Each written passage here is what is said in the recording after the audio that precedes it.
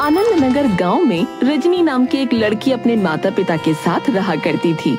उसके पिता मोहन अपाहिज थे और इसीलिए वो कोई काम नहीं कर पाते थे और उसकी माँ पिछले एक लंबे समय से बीमार चल रही थी, जिस कारण वो बिस्तर से लग चुकी थी।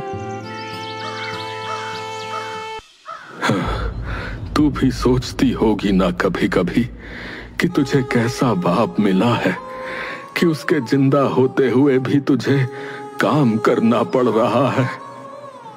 और माँ भी ऐसी जो घर का कोई काम नहीं कर सकती। अरे आप लोग कैसी बातें कर रहे हैं? अगर माँ बाप अपने बच्चों के लिए ये सब कर सकते हैं तो क्या एक बच्चा अपने माँ बाप के लिए ये सब नहीं कर सकता? आप लोग ज्यादा मत सोचिए, बस आराम करिए। भगवान तेरी जैसी औलाद सबको दे बेटा।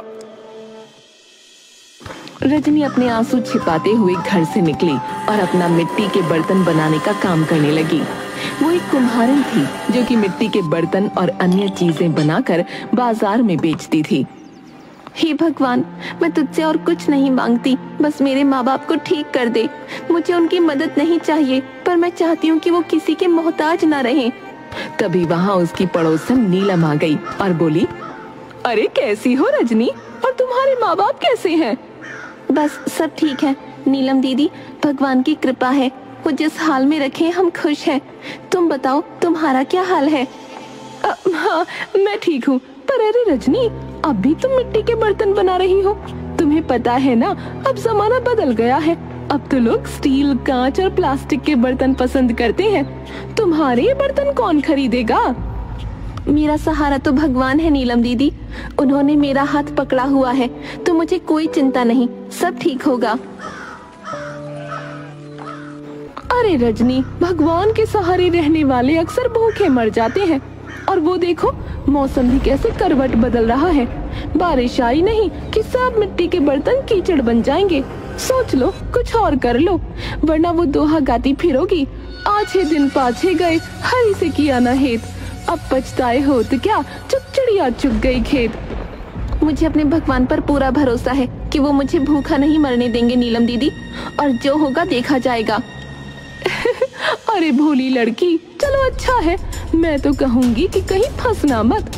तुम्हारे ऊपर तुम्हारे माँ बाप की भी जिम्मेदारी है। जी मुझे पता है।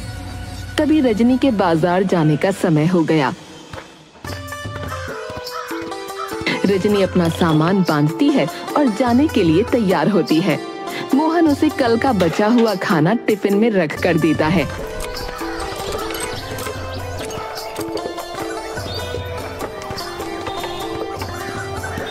वो बाजार में अपने बर्तन बेचने लगती है।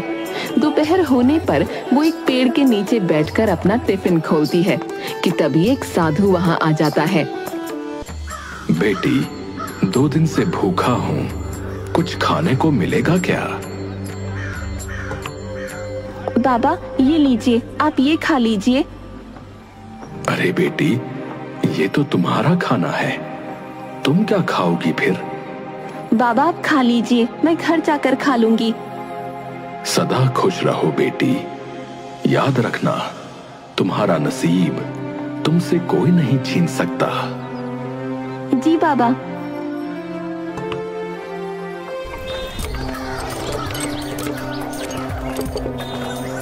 रजनी घर पहुंचती है तो देखती है कि घर में कुछ भी खाने को नहीं है।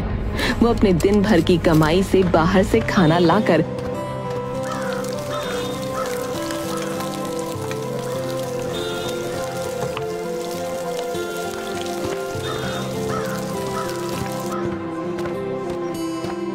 अपने माता पिता को खिलाती है और खुद भूखी रहकर अगले दिन के बर्तन बनाने में जुट जाती है। पर अगली सुबह जब उसकी आंख खुलती है तो वो देखती है कि बहुत तेज बारिश हो रही है। हे भगवान, ये क्या हो रहा है? मेरे बर्तन, मेरे बर्तन! रजनी बाहर भागती है और देखती है कि उसके सारे बर्तन बर्बाद हो चुके हैं।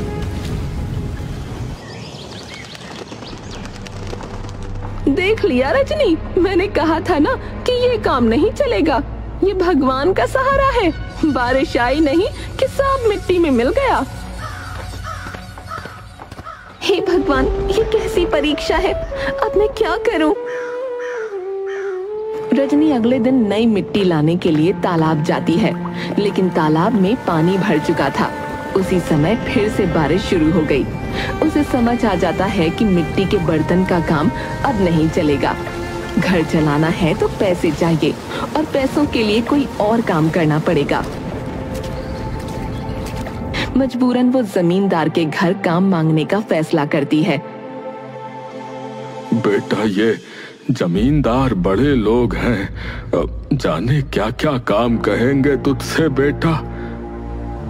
पिताजी, जो होगा देखा जाएगा, घर तो चलाना ही है। मेरी बच्ची, ये दिन भी देखना पड़ा। माँ, चिंता मत करो, सब ठीक हो जाएगा। जो नसीब में है वो तो मिलकर ही रहेगा और भगवान सब देख रहा है।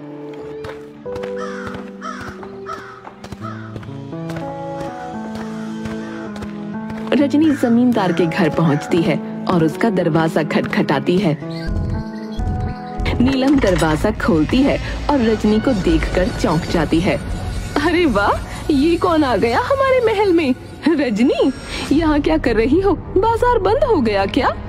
मुझे जमींदार जी से बात करनी है। मुझे यहाँ काम चाहिए नीलम बहन। काम? और तुम इस बड़े घर में? तुम्हारे मिट्टी के बर्तनों के काम से तो घर में मिट्टी भर जाएगी। तभी जमींदार आकर देखता है कि बाहर क्या हो रहा है। यहाँ क्या हो रहा है? कौन आया है? जमींदार साहब, मैं रजनी हूँ।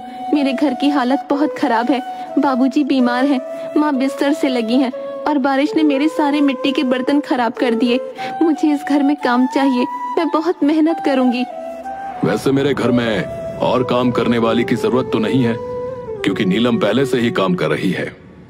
पर तुम्हारी हालत को देखते हुए चलो ठीक है, तुम नीलम के साथ ही काम कर लेना। ये सुनकर नीलम गुस्से में अपनी मुट्ठियां भींच लेती है। उसकी आंखों में जलन साफ नजर आ रही थी। हालांकि रजनी खुशी खुशी वहाँ काम शुरू कर देती है। दिन बीतते हैं और रजनी अपनी मेहनत से जमींदार का दिल जीत लेती है।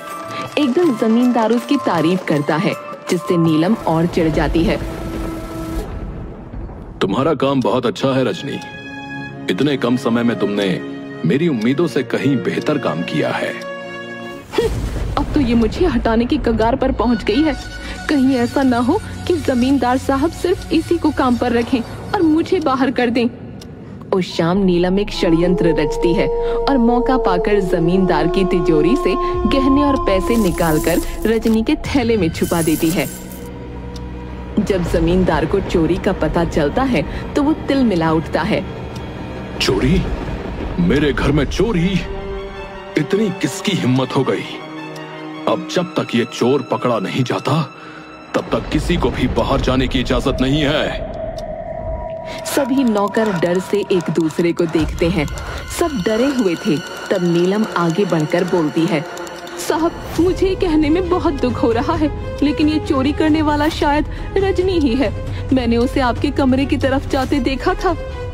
नहीं, मैं कभी ऐसा नहीं कर सकती। मैं गरीब हूँ पर चोर नहीं। तो फिर अपना थैला दिखाओ।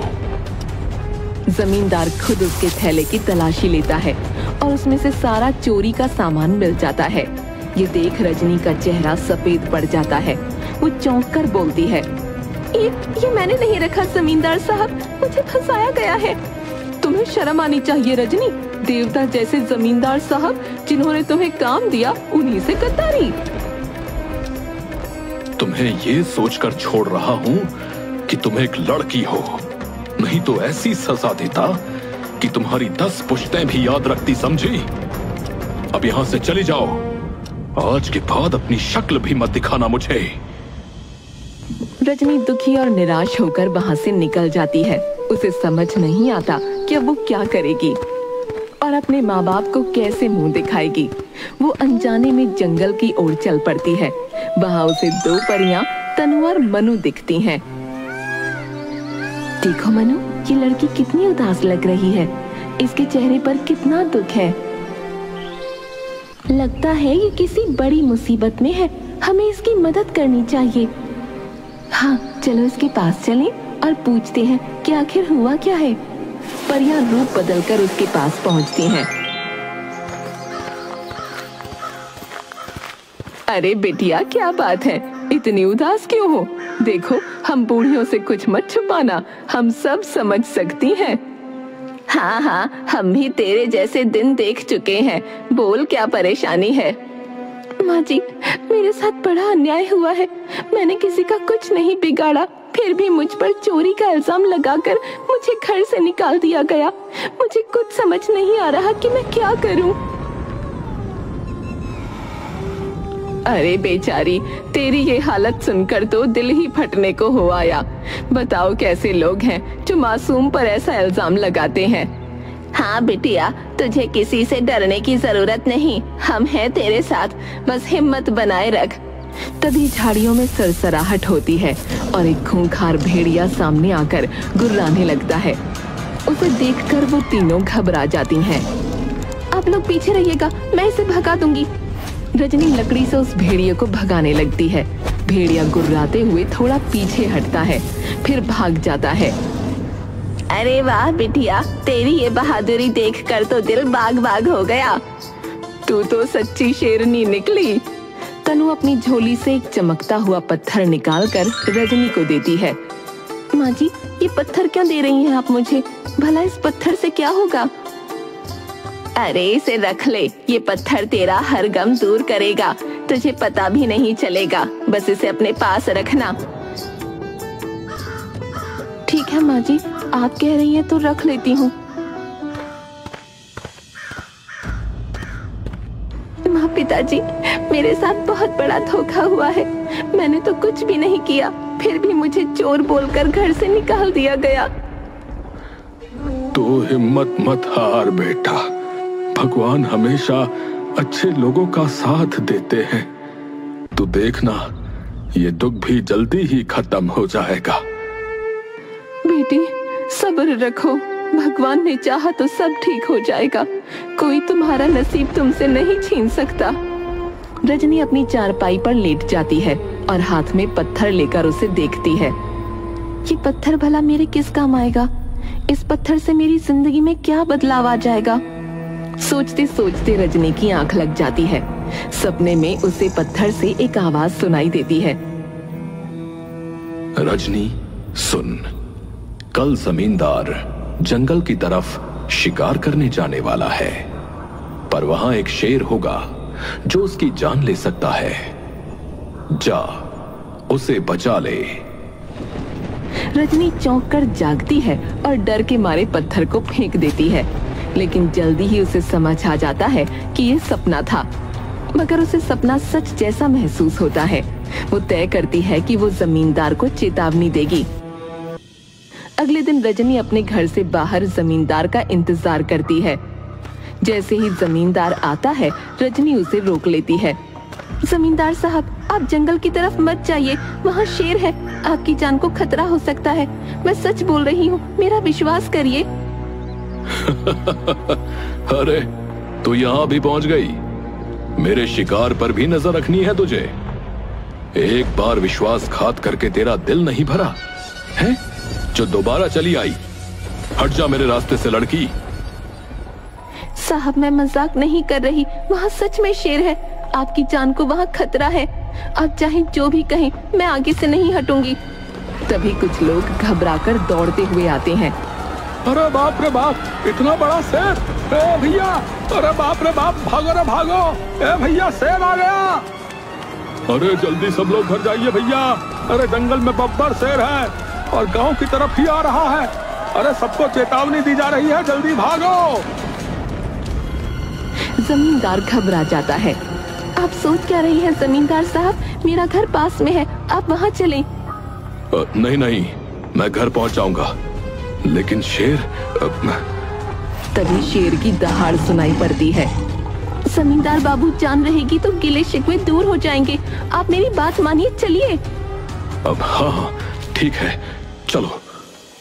और रजनी की बात मानकर वो उसके साथ उसके घर चला आता है। आइए जमींदार साहब, डरिए मत, मेरे घर में आराम से बैठिए, सब ठीक हो जाएगा।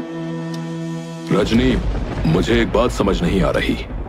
पहले तुमने मेरे घर में चोरी की और अब तुम मेरी जान बचा रही हो। ये क्या खेल चल रहा है? जमींदार साहब, मैंने कभी चोरी नहीं की थी। रंगे हाथों पकड़ी गई थी तुम, फिर भी बहस कर रही हो। असल में वो चोरी नीलम ने की थी और मुझ पर इल्जाम लगा दिया। अरे तुमने क्या सोचा मैं ये बात ऐसे ही मान जाऊंगा?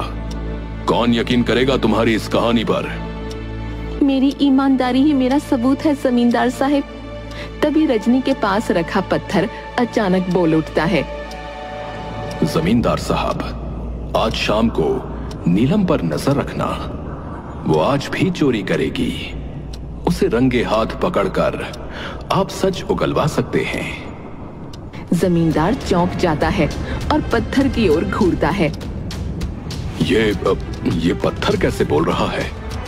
ये सब क्या चक्कर है रजनी? कोई भूत वूत का साया तो नहीं है यहाँ पर? साहब, कोई भूत वूत का साया नहीं है। ये पत्थर 2 बूढ़ी औरतों ने मुझे दिया था। इसने ही मुझे बताया था कि आपको शेर से बचाना है। तो ये जादुई पत्थर तुझे मिला है? इसका मतलब शायद तू सचमुच निर्दोष है। ठीक है, आज शाम को नीलम को रंगे हाथ पकड़कर सच्चाई जानूंगा। शेर का आतंक खत्म होने पर जमींदार अपने घर पहुंचा और शाम को सोने का नाटक करने लगा। नीलम धीरे धीरे कमरे में घुसती है और चोरी करने की कोशिश करती है। आज बुढ़ा जल्दी सो गया, सही मौका है। तिजोरी में हाथ साफ कर लूं, सारा शक उसी रजनी पर जाएगा और बोल दूंगी कि पता नहीं क्या करने दोबारा आई थी यहाँ। जमींदार अचानक उठता है और नीलम का हाथ पकड़ लेता है। तो ये रही हमारी असली चोरनी। बताओ नीलम, उस दिन भी चोरी तुमने ही की थी ना? साहब, मुझे माफ कर दीजिए। हाँ, उस दिन भी वो चोरी मैंने ही की थी, पर मैंने सोचा कि रजनी पर इल्जाम लगा दूंगी तो वो निकाल दी जाएगी। मुझे माफ कर दीजिए। माफी मांग रही हो? एक बेगुनाह को नौकरी से निकलवा कर क्या मिला तुझे, जाहिल लड़की? जमींदार रजनी के घर जाता है। रजनी, मुझे माफ कर दो। मैंने तुझ पर गलत इल्जाम लगाया। अब मुझे सच्चाई पता चल गई है। तुम्हारी नौकरी वापस तुम्हारी है। धन्यवाद साहब, मैंने हमेशा अपने काम को ईमानदारी से किया है। मेरे माँ बापू ने ईमानदारी से कमाना सिखाया है। बेईमानी का तो आज तक एक निवाला तक नहीं खाया हम लोगों ने। जमींदार अपने पिटारे से कुछ पैसे निकालता है और रजनी को देता है। ये लो, ये तुम्हारे घर का खर्च चलाने के लिए है। अब तुम्हें कभी किसी के सामने हाथ फैलाने की जरूरत नहीं पड़ेगी। साहब, आपने हमारी बेटी के साथ न्याय किया। हम आपका ये एहसान कभी नहीं भूलेंगे। और यूं रजनी का नसीब चमक उठा और जो उसका था वो उसे मिल गया। और उसके बाद रजनी खुशी खुशी जमींदार के यहाँ काम करने लगी। दूसरी तरफ अब नीलम भी समझ चुकी थी कि ईमानदारी से रोजी कमाना किसे कहते हैं।